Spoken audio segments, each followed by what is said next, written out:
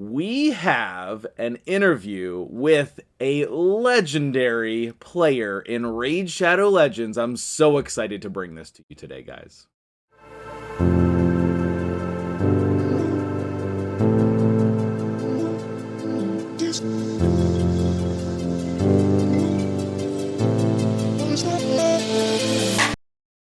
What's up, guys? MtgJedi here, and we have an amazing Raid Shadow Legends player live on audio for you today, and I am so super pumped for this collab today. Actually, I forgot 100% to make sure that I could pronounce your name correctly, but I think it's Eharbads. Did I say that right? Yeah, I mean, people call me kind of many different names, either Ehabad or Ebad or Ramo, depending on whether you're in Discord or Yeah. in the game. So any of the names are perfectly fine. Cool. Yeah. Well, thank you so much for joining me here today. I saw that you've done some things with Hell Hades and whatnot, and when I saw you working with him, I knew immediately I wanted to get you on my channel to share some of the amazing insights you have in this game. And just so I don't forget, he does have a YouTube channel as well. He does post on there once in a while, and I'll have links for that in the description. I'll try to put that in a pinned comment as well. So if you like his take on the game, which you definitely will, let me tell you, but you should definitely go check out his channel. And you stream on Twitch or no, just YouTube? I just do the YouTube, and Okay. thanks for having me on the channel, and I hope that I've got some insights that will help your viewers. Oh yeah, absolutely, absolutely. I'm very confident. So let's go ahead and start out with some information about you, your backstory. What got you into Raid? What do you enjoy about the game? Anything you want to share there? Yeah, I mean, I'd say probably like quite a decent number of the player base. I actually started back in late March, early April 2020, at the beginning of the global lockdown of COVID, and there was just a lack of things to do. I suddenly wasn't able to go and do my usual activities in terms of traveling and kind of outdoor pursuits. And I had been a gamer earlier in my life, but kind of hadn't really been particularly active in gaming for many years. And I just wanted something that could fill the gap.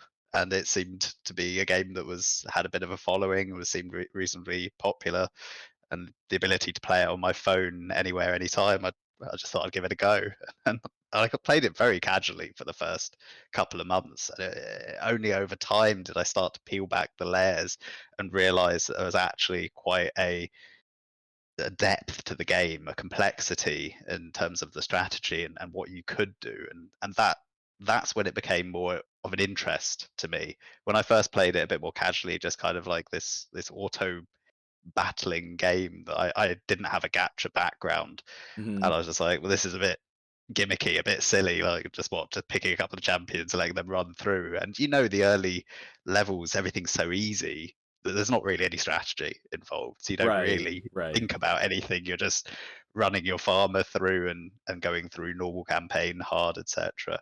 And it's only really when you start realizing all the different dungeons and the kind of the styles of builds you need to do to beat those hurdles that you realize that the game has depth. It's not what it seems on the surface. There is actually more substance to it. And I think the realization of that, and particularly discovering the YouTube community around the game, that really opened my eyes to what the game could be, kind of got me a bit more interested and a bit more involved, and I started taking it a bit more seriously. Yeah. Yeah. I mean, actually, that sounds pretty similar to my story as well. So I can definitely relate to you on that. Now, you are 100% free to play, correct? Yes. So Yes. when you started out in the game, was that like a mission or a goal, or is that just how it ended up? Like, what are your thoughts there? Like, how did that come about? So initially, I just was playing it as a stopgap. So I had no intention to put any money in it because I didn't think I'd be playing for any period of time. I thought, I'd maybe just play it for a couple of months. COVID would be done with by summer, and I'd be back to my normal life. Obviously, Mhm. these things didn't happen that way. Right. And then I've always been someone in all the games I used to play. I always tried to do things in almost the hardest way I could. So whenever I picked up a game, I'd always start it on the hardest difficulty setting you were permitted to do it on. That's the kind of approach I'd always have to gaming. Oh, So okay. when I started playing and started to learn a bit more about the mechanics of the game by delving into the YouTube community, and obviously it's a very considered a very pay to win game, and that free to play is very difficult. I was like, well, okay, challenge accepted. Yeah. Let me see what I can do. So So it's you entirely, enjoyed the challenge of it being free to play. yeah, Awesome, exactly. awesome. I wanted Um, to beat the pay to winners free to play. I That's been mean, my main motivation the whole time. I would say success there because I don't know how you feel about this. You're a pretty humble guy from what I can tell, but I would consider you to be the number one free to play player in the world. And I'm definitely putting that on the thumbnail, so I hope you're okay with that. You're just casually sitting here with 55 million silver, 20k gems, 28 sacred shards, 281 ancient shards, 44 void shards as a free to play player. So guys, it can definitely be done. Okay, 100% you can clear all the content in the game as a free to play player. And I have purposely hidden his roster here because I'm certain that you guys don't know how amazing his roster is and everything that he's done. So let me go ahead and unveil the roster, and then you can just talk us through any points that you want about your roster there. Okay. Sure. I mean, the thing with the roster is obviously it is a good roster now. It's Hmm. a very, very solid and well-rounded roster, and I've had Yeah. good luck on some of the pulls, Hmm. for sure. I now have two man eaters, so I have the whole bat eater thing going. I have Okay. now two Schmeals. I even got my second Duchess in last weekend. Wow, So, ridiculous. I'm in a great position in that regard. But my account was not always full of good champions by Okay. any stretch of the imagination. So the first hurdle I had was I didn't allow myself to buy masteries at all. Never. Not even on my first champion. No, I've never bought masteries on a single champion in this account. So so Wow. getting to minnow 15 Hmm. without having a champion with masteries, Hmm. without having good champions was extremely hard. Yeah. That was a really difficult area, But and you'll I can actually totally notice. relate to that actually. On my side, I'm playing on my second account now. On my original account, I didn't. Here's a funny story. Okay, I legitimately, when I first started playing, I didn't think masteries were good or important. I thought they were just like a nice little bonus. And so I didn't put masteries on a lot of champions for a very long time. And the only reason I started putting masteries on champions was because I thought it could help me in clan boss, which obviously it can. But so I did the same thing as you. It was tough though, not having masteries on any champion and then trying to beat Minnow 15. Totally agree. Totally agree. Anyway, I'm so sorry. Keep going with what you were saying. So I was just going to say, you'll notice in the vault Hmm. and this is a nice relic to the beginning of my account. So I've not fed any of the champions I originally used either. So you've Okay. got that level 50 Romero there. If you want to bring him out the vault, you'll Okay. notice that he has about two-thirds of his masteries done. Oh, really? And you will ask yourself, why would anyone in their right mind you just gone past it, Oh, did in I? their right mind ever put any masteries on Romero, Oh, he has let almost alone all of them. go He's most of the way down? he's just missing his tier 6 and he's almost got it. So, what's And the that's story there? because I didn't have a healer. He was the only person on my account that Really? could heal. So the only way I could beat Minnow 15 was Mhm. when I pulled Romero. Really? but I knew he was a trash champion in the long run, so I didn't Uh-huh. want to 6-star him. But I could only Oh. farm the masteries on the other champions by running Romero, so he got nearly all his masteries done. Did you ever run him with Juliana? No, because she's even well, actually, and I did try him with Juliana once, but she's Did you? also a terrible champion. She's also Yeah. at level Yeah. 50 in the vault as a Yeah. relic from my early game days. Wow, that's so funny. Um, so yeah, like there's been There's a long history of not necessarily having the right champions, but sure. finding a way, And and that's that's super cool. I think that, like people just focus on the fact that, man, this is hard and I don't have the right champions for this, but that struggle, that, strategy, that can be the fun part, you know what I mean? Because there's lots of ways to clear this content. It's just that there are better, more efficient ways, but there are lots of ways to clear content in this game. They're not just one. exactly. Yeah. And I think that's one of the aspects where people have asked me a lot recently about tips for, say, TTA. And I Mhm. find that's the hardest area to give specific advice on because it's so roster dependent, it's so gear dependent. A Right. Yeah. strategy that would work for the best players in the game or even for my account Mhm. isn't going to work necessarily for someone else's. Yeah. And I just look back at over, when I first started trying to push TTA, I didn't have Duchess, I didn't have Ramantu, I didn't have Leoris, I didn't have Sure. like all the Sure. champions I use now, I didn't have any of them. Right. So I used Right. different strategies back then that worked with what I did have. Right. And the game constantly evolves, we've Yeah. now got reaction, stone skin, etc., Mhm. etc. So the Mhm. strategies that people could use at lower levels now are going to be very different to what I used 6 to 12 months ago. Right. And that's one of the things that I find fascinating about Raid. Like when you start, the game has a lot to do with how the game goes for you.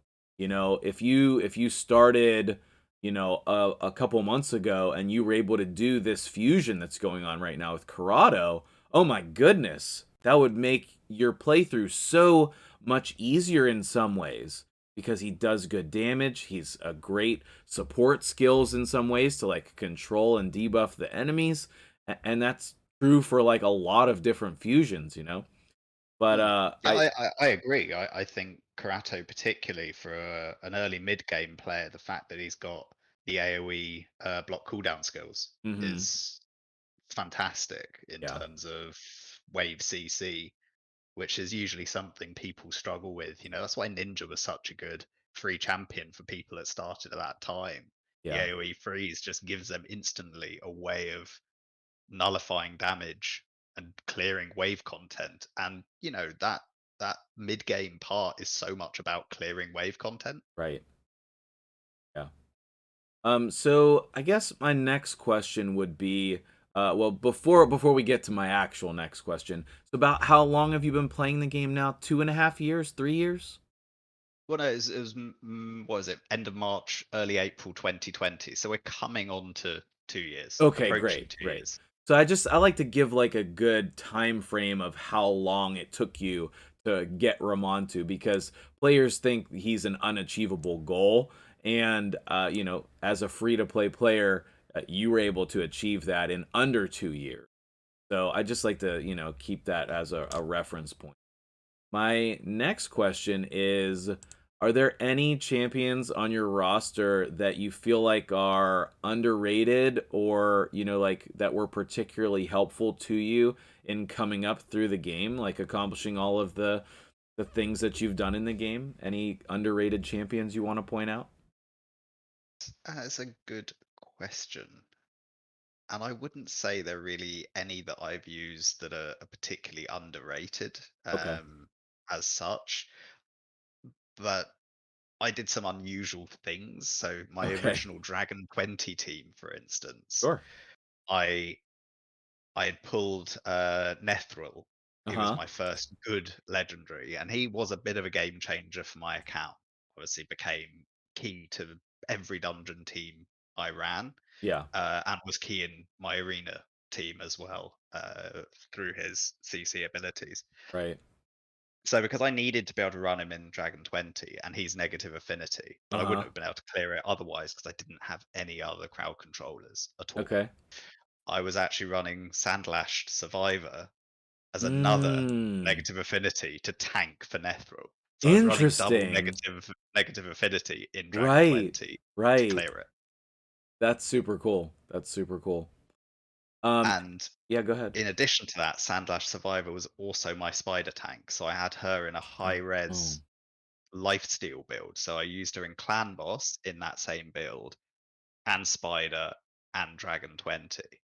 And so it's not a role you would ever see any player use Sandlash Survivor for. She's never been considered a spider tank. correct. She's You're never right. been considered a champion to use in Dragon 20 by anyone ever. Right. But Right. that's what I had on my account, and that's how I managed to farm Spider and Dragon, Yeah. was by using her in an unusual way. Right. So, would you say that one of the biggest things for free to play players to keep in mind is using champions in multiple areas of the game like that with the same build? You think that's like Yes. a key to I victory? yeah, 100%. Like you can't be chopping and changing builds, and generally speaking, you're not going to have enough gear or resources to. Yeah. People spread themselves too thin. I see it so many times Mm-hmm. on our Discord cluster as well. Yeah, That, same here. people that are relatively new to the game, they'll level up 10, 15 champions to Mm-hmm. level 60, and they'll always be in the channel going, "Who's my next 6 star?" And I'm like, Mm. "Hold a second, you haven't got any gear. Like, Yeah. you can't Right. build."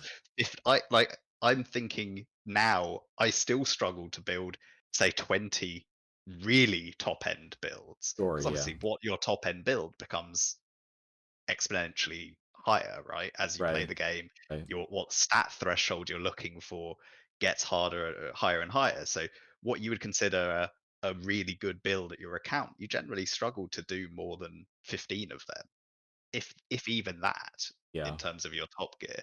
So it's the same when you're starting out. You just don't have enough gear to build that many champions. So if Right. you can really try and find a nucleus of 6 to 8 champions that cover all the content. And that includes Okay. arena, Okay. clan boss, and all the dungeons. When you're first starting out, Right. that's what you want to do, because you're not going to have enough gear to build more than 6, 7 champions out to an impactful level.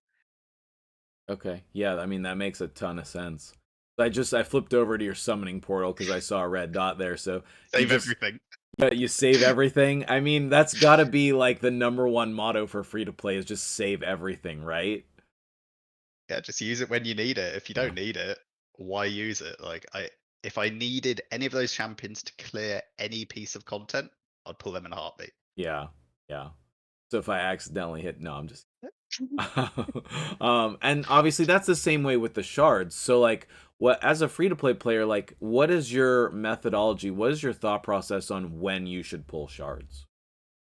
So I'd say for the first 12 months I played the game, I was always pulling at 2x's, and I was pulling what I needed to get fusions done. Okay. That was my way I approached the game. Particularly for the first 12 months, my roster wasn't that deep. So I Mhm. did need to be pulling shards. I did Mhm. need to get new champions. I wouldn't have been able to finish Faction Wars if I hadn't been pulling shards. I wouldn't Right. have been able to finish Doom Tower Secret Rooms if I hadn't been pulling shards. Right. I'm not in that situation anymore. And I'd say I probably haven't been in that situation for pretty much the last 9 months. I cleared all the Doom Tower Right. hard secret rooms I mean, around 6 to 9 months ago. once you get Lydia, that just like frees your roster up for a lot more flexibility because you've already cleared all those factions. Exactly. When you were clearing the factions, did you try to focus on using a lot of level 50 champions like some players do, or did Yes. you did? Okay. Yeah, a lot of 50s. Did you later on down the road then level them to 60 for like efficiency and speeding up your times? Only certain champions. Okay. So typically, what ended up being the way my game went is initially I was focused on clan boss as far as I could get it. So Okay. and that's what I'd recommend for any new player. Try to get at least to nightmare clan boss as fast as possible. Right. ideally Ultra Nightmare. And then all my resources after I had an Ultra Nightmare team going, Hmm. my main focus became Faction Wars. Okay. And then once I had Faction Wars done, my main focus became Doom Tower Secret Rooms.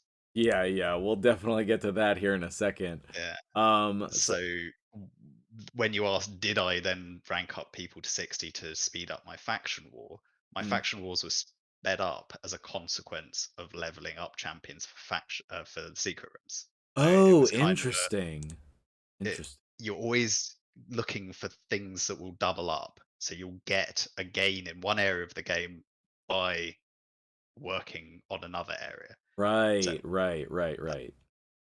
yeah, that was always my consideration was like I want to level up a champion that will benefit me in multiple areas. Even once I've got all the areas unlocked and I'm farming them to varying degrees, the next champion needs to bring me as much as possible. If I'm Uh-huh. only looking for one area of the game, then because that's the only area I can improve in at this point, then fine, you can pick a specialist. Mhm. But if you're not at that point, if you're still working on Faction Wars and Doom Tower Secret Rooms and Arena and Clan Boss, then the best champion to level up is someone that's going to give you incremental gains in all the areas Right, or as many areas as possible. Because right. again, you have limited resources. You can't make that many 60s. Yeah. So each new 60 needs to give you as much progression as possible. Yeah, for sure, for sure.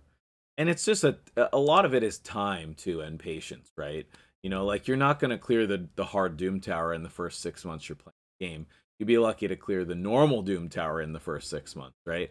So the more time that you play the game, the more fleshed out your roster is going to be, the more gear that you're going to get, all of those things, and that the patience that you have is going to be rewarded. Not necessarily who's my next 6 star, but you know are any of these champions on my roster going to be impactful enough that I should 6 star them? And are Right. they going to be useful in multiple areas of the game, like you said? That's more important than who is my next 6 star. Is when should I do my next 6 star, and will they help me in areas of? Yeah. I mean, I'll give you a perfect example Okay, of a cool. champion I pulled not super early, but I can't remember exactly, but I'd say I probably pulled him about 9 months into the game, Okay, or between 6 to 9 months into the game, let's say. sure. And I didn't 6 star him for at least 3 months. Okay. And most people would be like, if I pull this champion, he's going to be my first 6 star. Doesn't matter who else I've got or what's happened. And that's Ooh, Kaimar. I knew that's exactly who I was gonna guess was Kaimar. That's It was exactly who I Kaimar. was gonna guess. So what made you hold off on him? Because I've actually, believe it or not, I've had this question like enough times that it's interesting to me. And some people just like automatically 6 star him and others hold off like you did. So what was your thought process there on holding off to 6 star? So my thought process was simple. He wasn't going to make me faster in arena. If I Okay. wasn't winning the speed race, he wasn't going to change that. All And if right. you don't win the speed race, Kaimar's not going to save you. Did you have Arbiter at that time? I believe I did. I believe I Okay. had Arbiter. So you already Otherwise, had I Arbiter. would have Yeah. used him as the speed lead. I Okay, don't yeah, believe yeah. that was the case. So I think I had Arbiter Okay. already. That So makes either I'm sense. winning the speed race or I'm not. It's Right. already a binary outcome, and Sure. Kaimar's not going to change that. Yeah. I didn't have Seer at the time, Okay. so I didn't need it to reset my abilities in any place in the game. Sure. I mean, yes, are nice to have in Arena, but it wasn't going to be a game changer. Right. Also, you can run him as 50 in True. pretty much anywhere you need that ability. You could run Yeah. him as a 50. Yeah. What you don't have is high accuracy, so he's not great in Arena unless he's a 60. But Right. he's for PvE, he's perfectly fine as a 50. Yeah. And I, he just didn't. I for a buff strip, I had Madame. I Yeah. had other champions that I already invested in that Sure. did most of what he does. Now his kit's amazing. We know Oh he's yeah, for a sure. fantastic champion, but Yeah. he doesn't help you progress. He's not a progression champion. He's an endgame champion. Yeah, right. Like once you've beaten Dragon 20 or Dragon 25, and then you want to speed up those so that you have, really faster runs with endgame champions, then you add them to your build. Yeah, And same thing with Arena, really. exactly. He's endgame arena, he's endgame dungeons, he's endgame Doom Tower. But until you're at that like speed running of this content, he's Yeah. not bringing a lot. Yeah. And then again, a lot of that has to do with your roster as well. If you didn't have Arbiter, you got him before that, he could be a great champion. But like you said, especially when you're free to play, using champions at level 50 is a big key to victory. And you've said that here in this interview, and I've heard that many times from other people as well. We're getting a little bit long here, so what other key tips do you think that you would want to share here as we're wrapping up with how players can be successful on their free to play low spend journey, or just if they're stuck in the game? Anything else that you'd like to speak to? Um, Again, it's a good, very open-ended question. Yeah. I would just very much say, always have a big goal in mind. So that big goal might be, I want to get to farming Ultra Nightmare clan Hmm. boss. But that big overarching goal Yeah. might be something that's going to take months to accomplish. Sure. So have, in addition to that, a lot of small goals. So you Okay. can continually have small gains that you can achieve and feel that you're Hmm. making progress, because the big goal might take a long time and you could get disheartened or frustrated because you're not getting there as quickly as you'd like. But if you have a Sure. lot of small goals, each time you succeed with one of those, that gives you motivation. Right. Right. Yeah, for And sure. feel free to set yourself some random goals. So an example of what I decided to do this Doom Tower cycle, Hmm. just for the fun of it, was to see how far I could go with Leoris soloing it. Oh, So far, really? I've done 97 out of the 100 floors with him alone. In 3 boss stages, hard? I had to bring what? Yeah, no, in normal. In In normal. in normal, Okay. you can't do it in hard. Okay, just double And checking. just yeah, sure. And just 3 boss stages, I had to bring one partner in for each of those. But that's Wow. my little thing of to see what I could do this Right, time. I right, right. That's just for super fun, cool. you know. Yeah. And one of the things that you have on your channel is some information about speed running the secret rooms. Is that right? Uh, Speed yeah, running floors speed and secret running rooms? some bosses and some secret rooms. I've put some info up because the Doom Tower Cycle 1 Mhm. last time it was up, I tried to go for the lowest turns I could.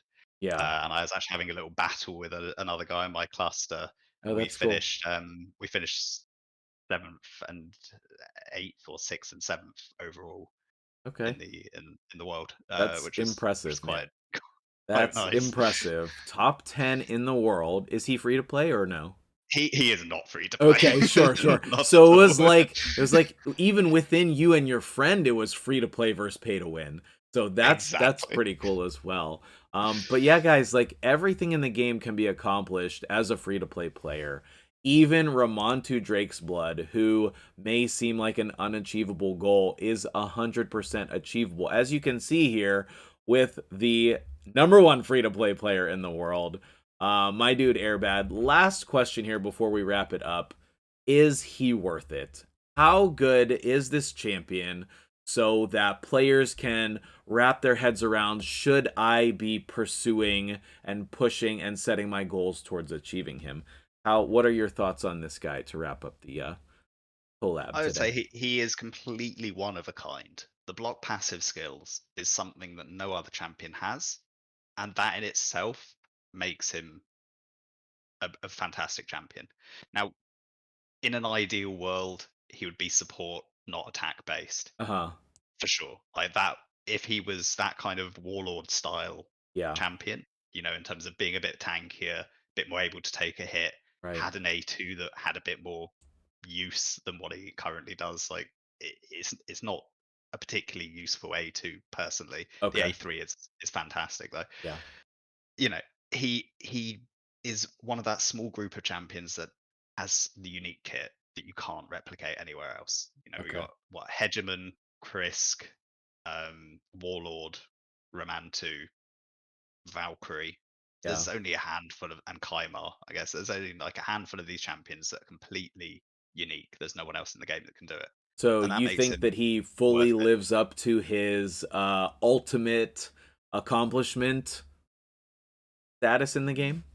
90% lives up to it. Like I 90%? said, if Okay. they just made him support Yeah. instead, Yeah, yeah. I His think his they base stats are completely not missed the great. mark. But I mean, it They could be yeah. worse. He does have It, over 1,000 base defense for an attack-based champion. That's it something. does, but it's Yeah. the issue is that he does too much damage on his A3, so Oh. he occasionally triggers Resurgent, Oh, and that's and that true. That's true. and this is that kind of dichotomy of, you've got this game that has masteries such as Resurgent, you've got 3% resist, Right. you've got an attack based champion whose only purpose, if you look at his kit, is to debuff. Yeah. So the one time you don't want someone to do damage, they make him attack based.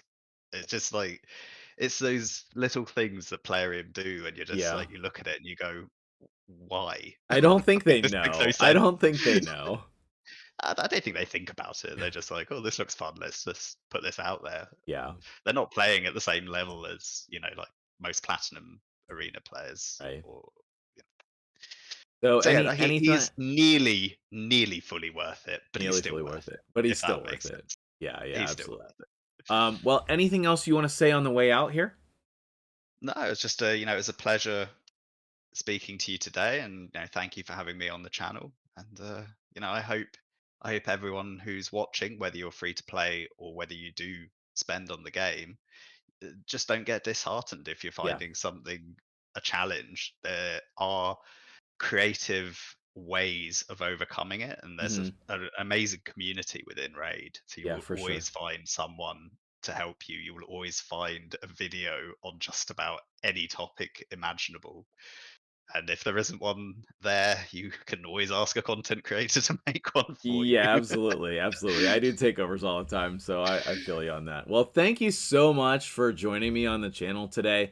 We'll definitely have to have you back again sometime. It has been an absolute pleasure having you on the channel, chatting with the #1 free-to-play player in the world. As far as I know, there's no other free-to-play players that have Ramantu Drakesblood. Correct me in the comments if I'm wrong, but I'm still going to tell you that he's the #1 free-to-play player because that's what I believe. Thank you so much. Make sure you check out his YouTube channel for some other great content, and we will see you guys in the next video.